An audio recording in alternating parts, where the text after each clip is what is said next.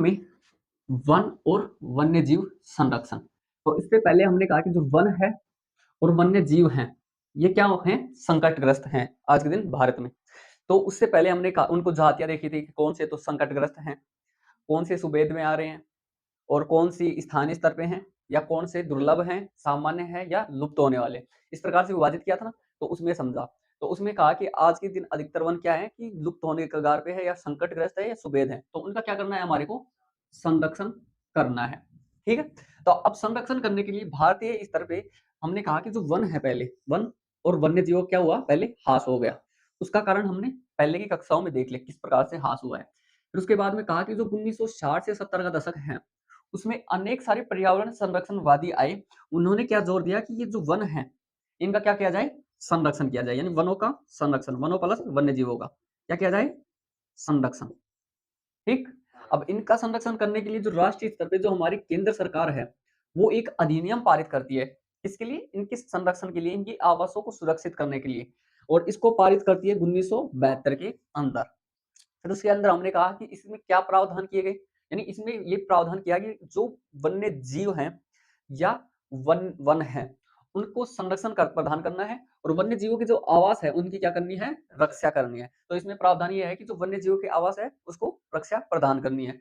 उसके बाद में हमारे यहाँ पे एक सूची प्रकाशित होती है इस अधिनियम के आने के बाद में।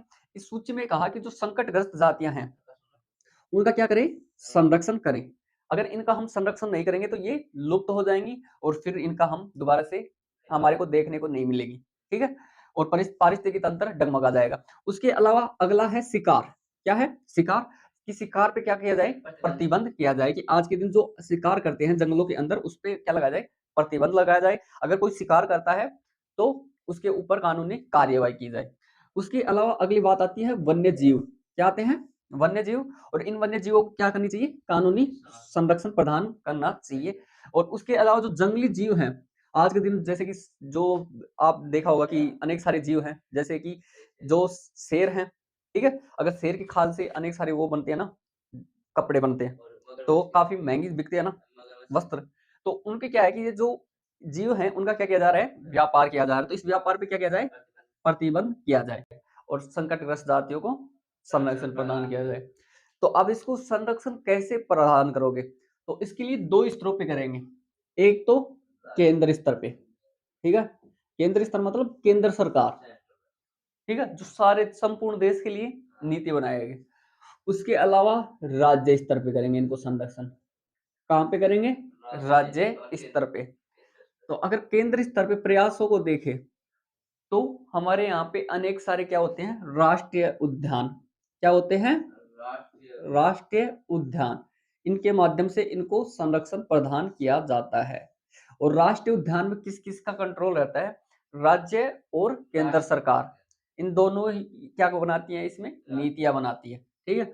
और राज्य के ऊपर क्या होता है? वन्य जीव अभयारण्य। क्या होता है? वन्य जीव अभयारण्य। ठीक है? और इसके ऊपर केवल और केवल राज्य का अधिकार होता है। जितना भी खर्च करेगी, राज्य करेगी इसके संरक्षण में। इसके जितने भी उत्पाद प्राप्त होंगे, उसका प्रयोग राज्य करेगा। ठीक है? तो ये इनमें थोड़ा अंतर है। तो केंद्र स्तर पे तो राष्ट्रीय उद्यान और राज्य स्तर पे वन्य जीव अभयारण्य। क्या होंगे? वन्य जीव अभयारण्य। ये हम संरक्षण करेंगे इस प्रकार से।